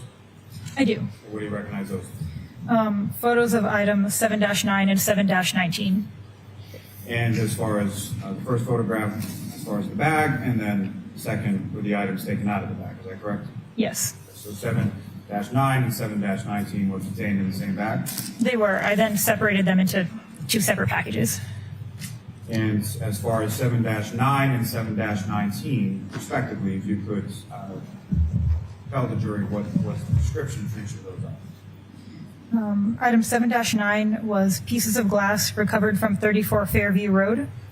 Item 7-19 is trace item black straw recovered from 34 Fairview Road. Your Honor, will seek to introduce in the minutes the next exhibit, A and B. May I publish, Your Honor? Hold on. Oh, forgive me. 74A, 174B. Now you can vote. My apologies. Ms. Gilman, if I could have 1958, please. And then 1962.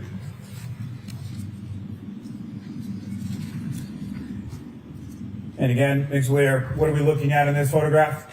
The contents of that bag, item 7-9, item 7-19. May I approach again, Your Honor? Yes.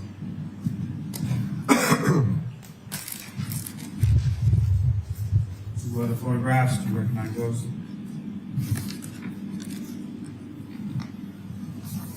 I do. What do you recognize as? Photos of item 7-10. And again, one of the bag and one of the contents of the bag, is that correct? Yes. And if you could, please tell the jury what was the description for item 7-10. A piece of plastic, red, recovered from 34 Fairview Road. I'm about to seek to introduce in a minute the next exhibit, A and B. Exhibits 175A and B. May I publish that for the jury, Your Honor? Yes. Ms. Gilman, if I could have 1952.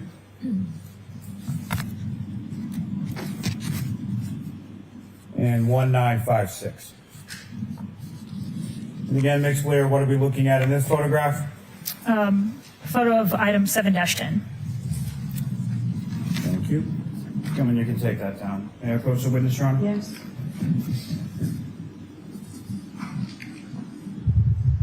Two other photographs, do you recognize those?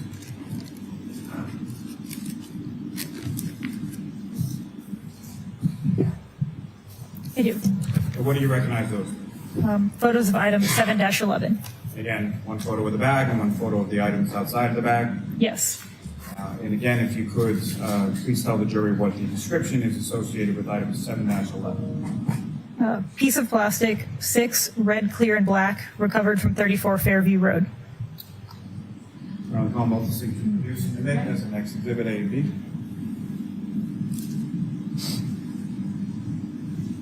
Exhibits 176A and B.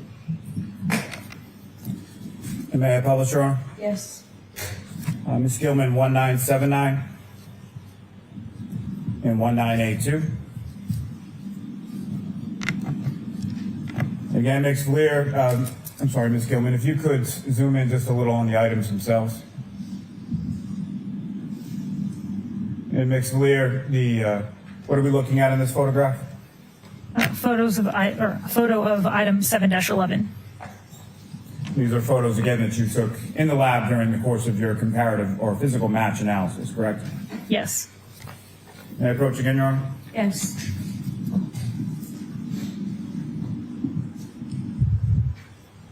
Two other photos, please look at those.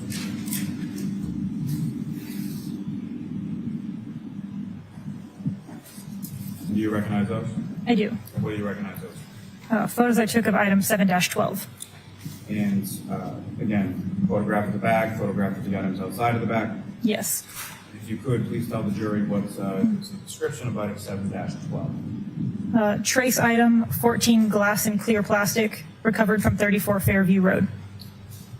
The Commonwealth is seeking to introduce in minutes the next exhibit, A and B. Exhibits 177A and 177B. Your Honor, may I publish? Yes. Ms. Gilman, if I could have photograph 2015 and 2018.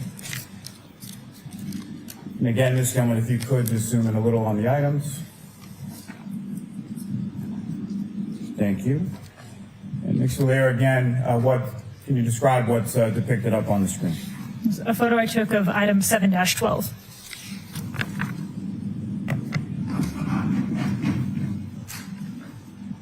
Your Honor, may I approach? Yes.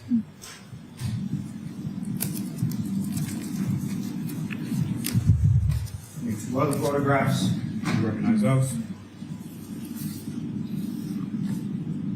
I do. And what do you recognize those? Photos I took of item 7-13. And again, one of the bag and then one with the items removed from the bag. Yes. And if you could, please tell the jury what is the description for item 7-13. Piece of plastic, red and black, recovered from 34 Fairview Road. I'll vote to seek to introduce the next exhibit A and B. Exhibit 178A and 178B. Your Honor, may I publish? Yes. Ms. Gilman, 1997.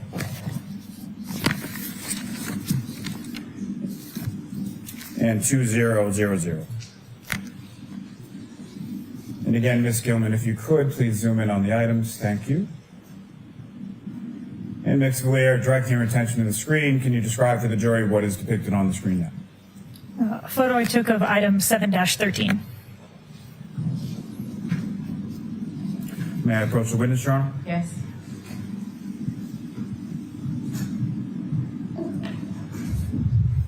Two other photos. Do you recognize those? I do. What do you recognize that? Photos I took of item 7-14. And again, one of the bag and one of the items removed from the bag. Yes. And again, can you please tell the jury what the description is associated with item 7-14? Pieces of glass recovered from 34 Fairview Road. I want to seek to introduce the next exhibit, A and B. Exhibits 179A and B. May I publish, Your Honor? Yes. Ms. Gilman, if I could have 2009 and 2012. And again, Ms. Gilman, if you could zoom in on the item. And Ms. Valier, as far as what's depicted on the screen, again, if you could describe for the jury what that is. A photo of item 7-14. May I approach the witness again, Your Honor? Yes.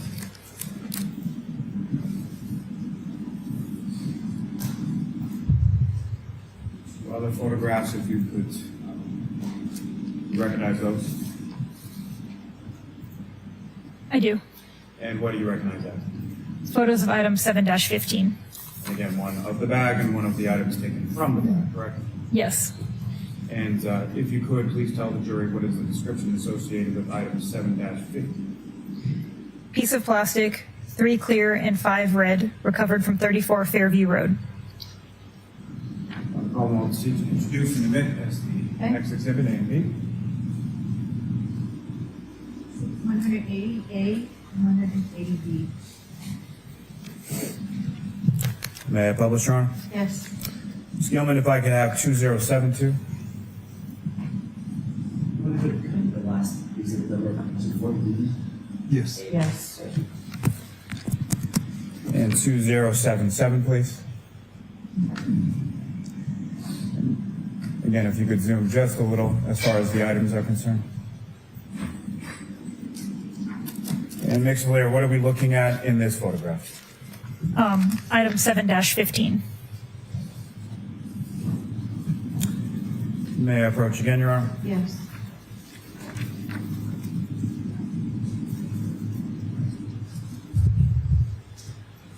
Other photographs, do you recognize that?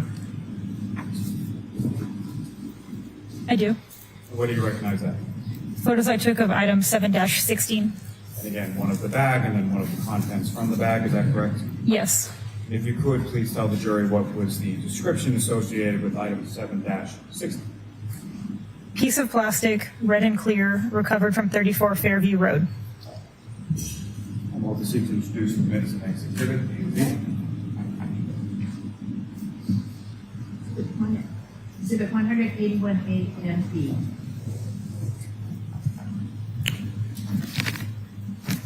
May I publish, Your Honor? Yes. Ms. Gilman, if I could have 2036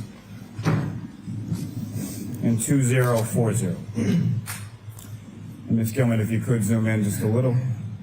Thank you very much. And Ms. Valier, if you could, please describe to the jury what we're looking at in this particular photograph. This is item 7-16. Ms. Gilman, you can take that down.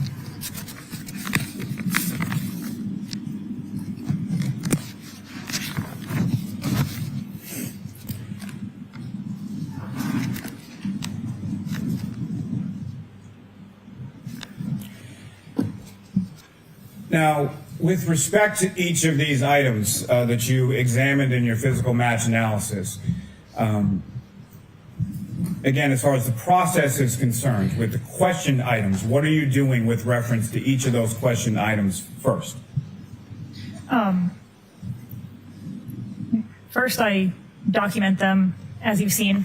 I'll see if any of those within the item have a physical match with each other. And then I'll package that away and look at all the questioned items before I compare inter-questioned items to see if there are any physical matches in between all of the 7- items. And as far as your notes are concerned, what is it that you're noting in reference to each of those items as far as what characteristics of the item are you taking note of? I'll note the size, the color, and the material. And what, if any, measurements do you take of each of those respective items as well? I'll take the length and width of each item. Now, with respect, starting with item 3-1, the passenger side taillight from the defendant's vehicle, sort of internally within that item 3-1, what did you conclude as far as your physical match analysis within that item alone? Within item 3-1, I believe 4 of the pieces fit together. And, Your Honor, if the witness may refer to her notes as to, thank you.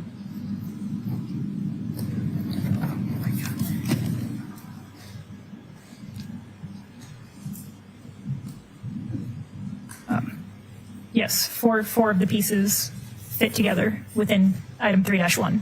And which 4 of the pieces? Pieces A, B, D, and F. And as far as the labeling of those pieces of an individual item, let's just start with item 3-1. A, B, D, and F, how are they labeled, and how do you sort of physically label those items? We have a label maker in the lab, so I'll print out the case number, the item number, and then A, B, C, and my initials, and that goes physically on each of those items, or all of those pieces. So if any of those items had a sticker on it with a letter or something associated with that, that would be something that you did during the course of your physical match analysis, correct? Yes. Now, if I could turn your attention to item 7-5, piece of plastic red recovered from 34 Fairview Road. What did you conclude as far as your physical match analysis just within that single item? There was no physical match noted among those 3 pieces of apparent plastic. And when you say no physical match found from the different pieces within that item, what does that mean? The broken edges of each piece did not align. So the broken edges of the individual pieces within item 7-5 did not fit together with the broken edges of pieces within item 7-5, correct? Yes. Okay. Now, with respect to item 7-6, a clear piece of plastic recovered from 34 Fairview Road, what did you conclude based on your physical match analysis just pertaining to that item 7-6? So this item was 2 pieces of colorless apparent plastic, and there was no physical match noted between those two pieces. Now, with reference to item 7-8, red and clear plastic recovered from 34 Fairview Road, what did you conclude in regard to your physical match analysis just with the pieces contained within item 7-8? So there were 14 pieces. Pieces C and D fit together, and pieces E and F fit together. And when you say fit together, is there a term of art used within your field called a mechanical fit?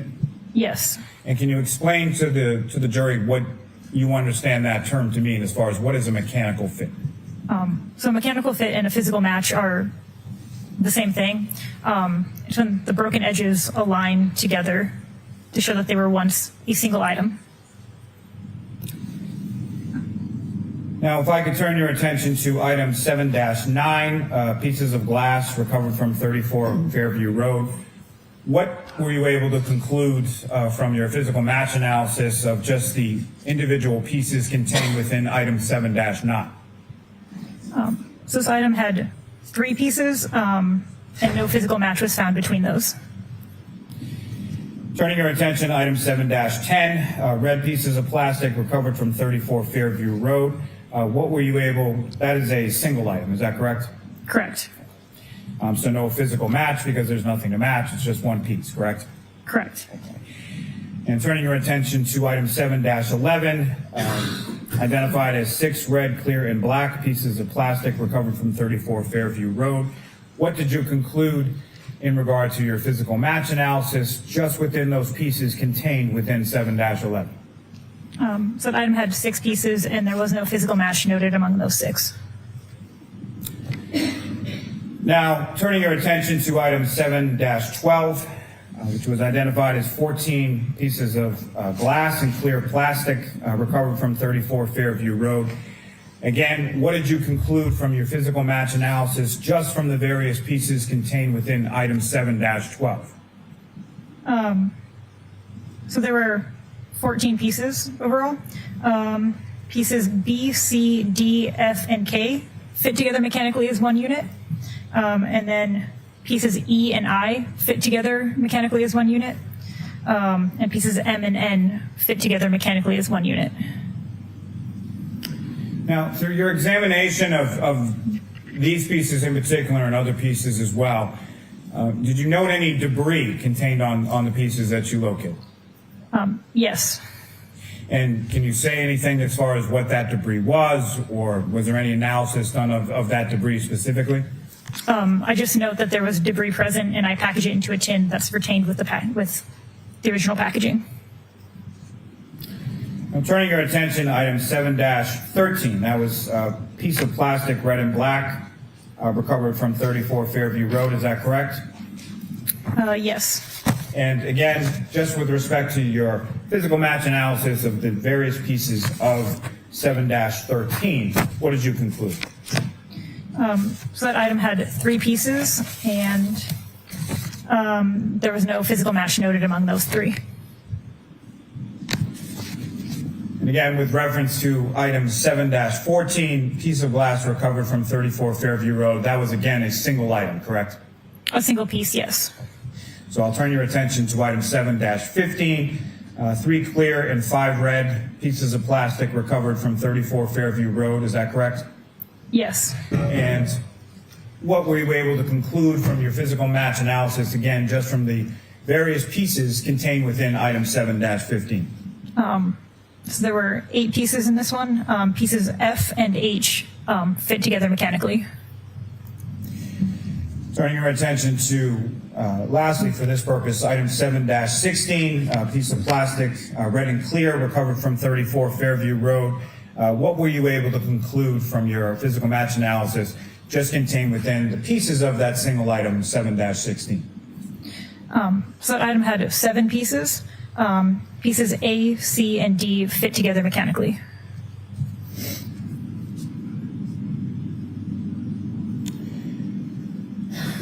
Now, Ms. Falier, once you had examined each of those pieces individually, what did you do next in your analysis? Next, I compared all of the inter-questioned, these items 7-5 to 7-16. I compared them to see if there was a mechanical fit amongst those, between those items. Mr. Lally, is this a good place for a break? That's perfect, yes, Your Honor. All right, jurors will take our morning break. We'll see that in about 15, 20 minutes. Ms. Falier, you can walk our break at the jurors. Please rise for the jury. Can I see counsel for a minute, please?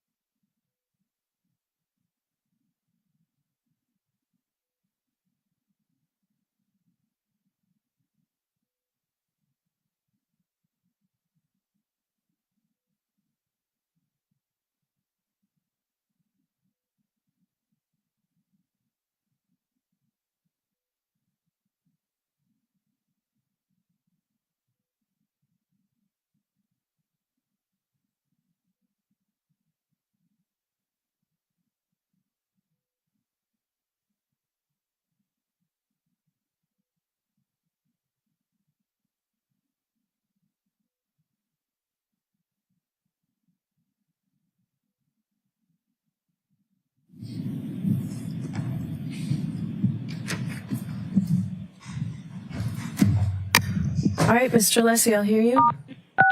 You are unmuted.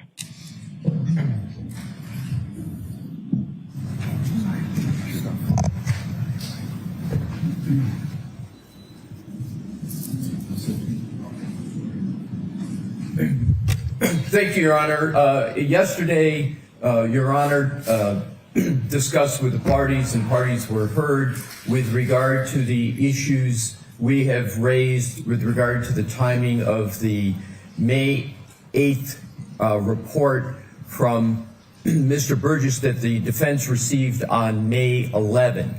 And what I wanted to do, Your Honor, is briefly provide the information Your Honor asked for yesterday, which was how much time we might need under various circumstances. Okay. And so I wanted to take a few moments to put that in context. It will only take me a brief amount of time to do so. So, Your Honor, there is a timing issue, but there's most importantly a substantive issue.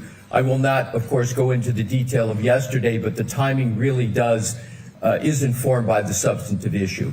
And so, with regard to the matter, we went back and we looked at more deeply the effect of this timing and this movement of the what has been referred to as clock drift in Mr. Burgess's report that we got on May 11th.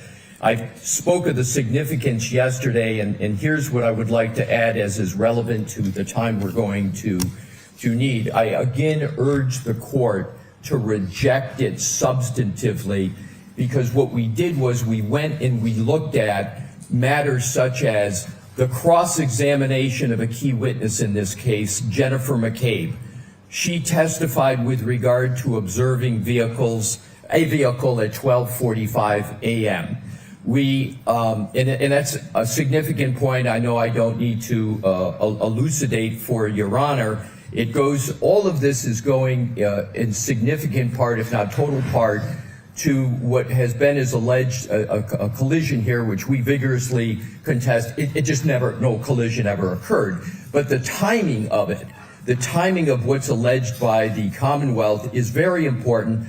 The seconds are important. Literally 1 second can turn not only the Commonwealth's theory completely around in circles and debunk it, but also the jury's analysis of it. And this is the point I wanted to elucidate today, is that the jurors have been provided information, and the defense has aimed its defense on this claim based upon, in large part, timing.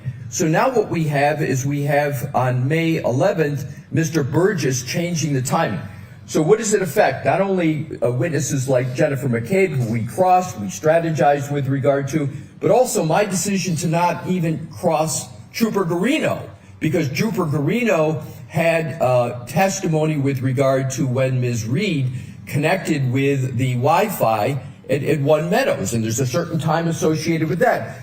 We have Mr. Whiffen, who went through, the Commonwealth went through a timeline, and we believe they went through a timeline for the theory that they had, and I cross-examined Mr. Whiffen extensively with regard to that timeline. There were several defense strategies and effectuations of strategies based upon that timing. So with regard to the substance, Your Honor, and there's more, but I think that's a fair representation. It innervates our entire defense. The question now of Your Honor of how much time it will take the defense to react to Mr. Burgess, I wanted to say it's not only a reaction, but it's a substantive defense analysis, and 3/4 of the effectuation of that has already occurred through our presentation in terms of cross-examination. So we would have to, and we're still evaluating that, revisit all of that. And secondly, we would have to put that into the calculation of all of our witnesses that we've already prepared that are based upon that timeline. So it is a very significant point, and to the extent that the Commonwealth tries to argue, well, you know, we never really committed that much to a certain time period. I again urge the court to look at the report of Dr. Judson Welcher, where he has 1162-2 with a specific range 1238 to 43. And even in their range, it's a very small time, which further supports how each second matters in this regard. Now to the answer to the question Your Honor asked yesterday. Again, I urge that it just be rejected and we keep this trial moving in its current pace. To the extent that that does not occur, and again, we urge that it be rejected, the report, because it's a Rule 14 violation, there is no remedy for the defense. However, to the extent, and given Your Honor nonetheless asked me for an answer in time, we would need 4 days to be able to address it. We will not ever be able to recover strategically or substantively from it, given all that's been presented to the jury, and it will be very difficult to figure out how we're going to go present a defense after we've already presented to the jury our defense and our cross-examination. It's not really structurally possible to simply take 4 days and address Mr. Burgess, because we can't go back to all the witnesses I just mentioned and others and start crossing them in eliciting testimony with this new time period in mind. But I wanted to answer the question, Your Honor, respectfully. It would be 4 days for us to even go from where we are now and then try to alter not only witnesses such as Arca, but DeSogra and Gaffney and other types of witnesses that we have in that regard. So, Your Honor, respectfully, that is my response. All right, does the Commonwealth want to be heard? Yeah. Okay.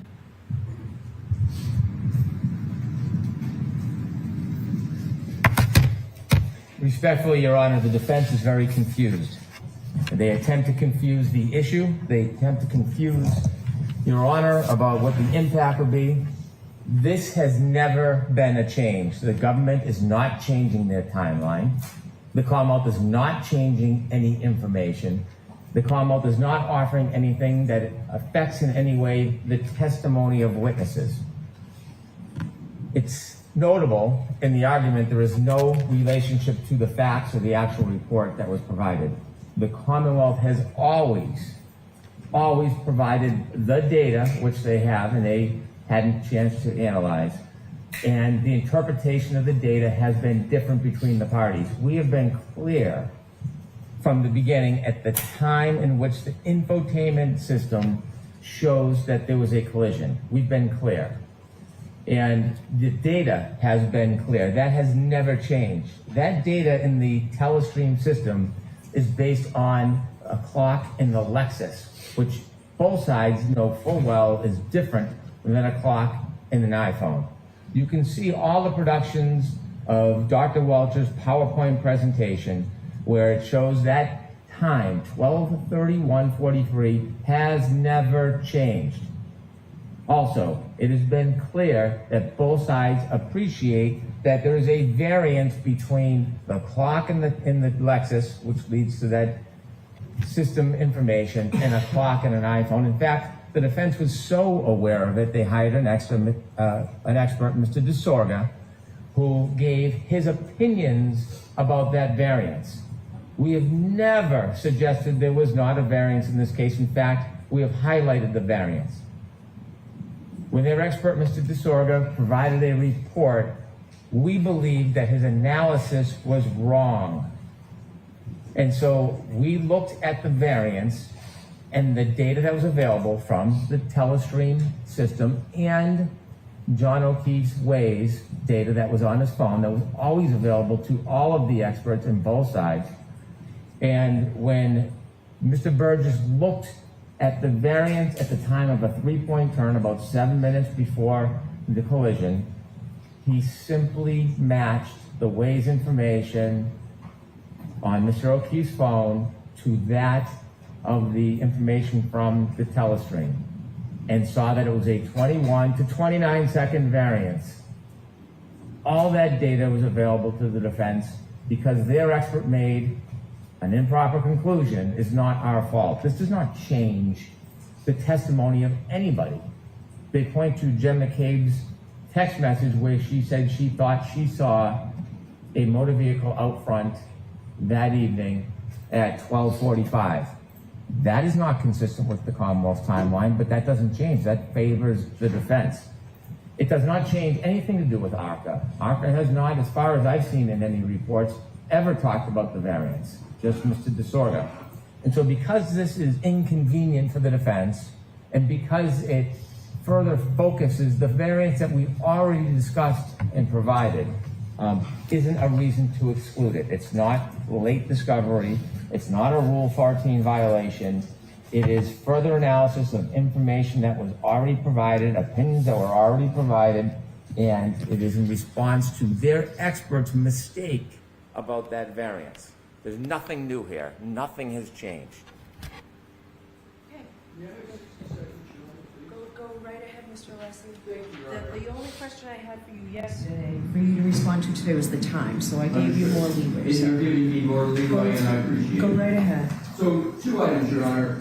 As I alluded to yesterday, and it's been a point that Mr. Brennan just made, we believe strongly, Your Honor, that at a minimum there needs to be a voir dire of Mr. Burgess.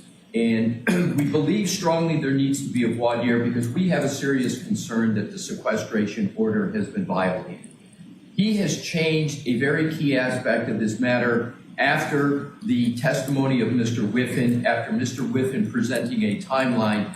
In his report, Mr. Burgess, his new purported report of May 8th, he references to align it with Mr. O'Keefe's cell phone. That is the essence of Mr. Whiffen's report, is anchoring in his timeline. He did a whole timeline on Mr. O'Keefe's report. And conveniently, the proposed alteration by Mr. Burgess in his report of this clock drift now makes it very, very close to fitting within Mr. Whiffen's timeline and the theory of the prosecution. At a minimum, we need a voir dire to ask Mr. Burgess, why did he do what he did? Another reason for the voir dire. Mr. Brennan yesterday said, we were surprised to get the report. That further makes great concern as to why Mr. Burgess did what he did. Lastly, Your Honor, with regard to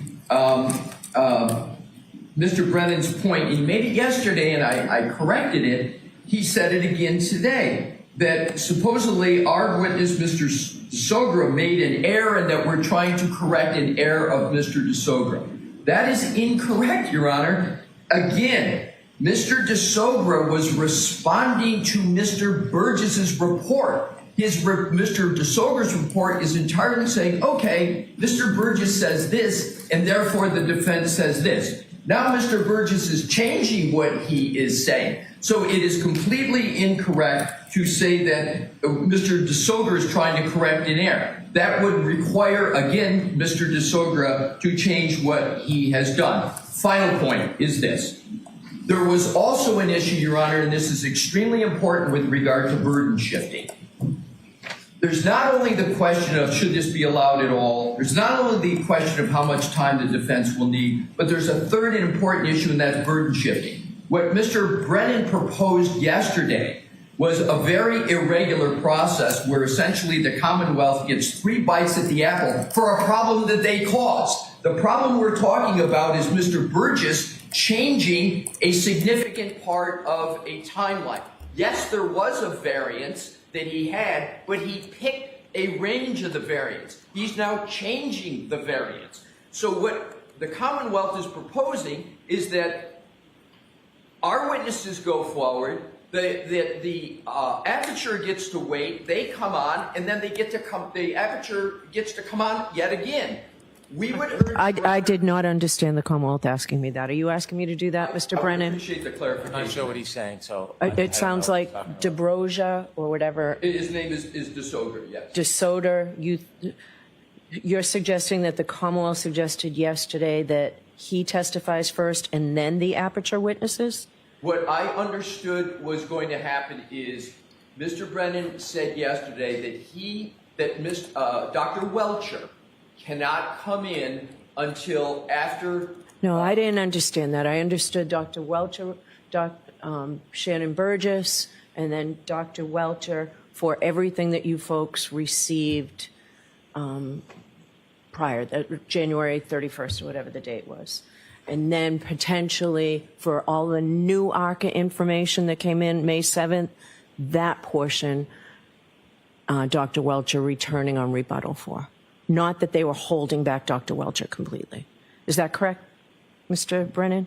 That's the conversation I had. That conversation I wasn't part of. Yeah, I think you misunderstood that, Mr. Alessi. So just so I'm clear, what is it that the rebuttal? Mr. Brennan, all right, this is separate, and I'd really like to give everybody a break here.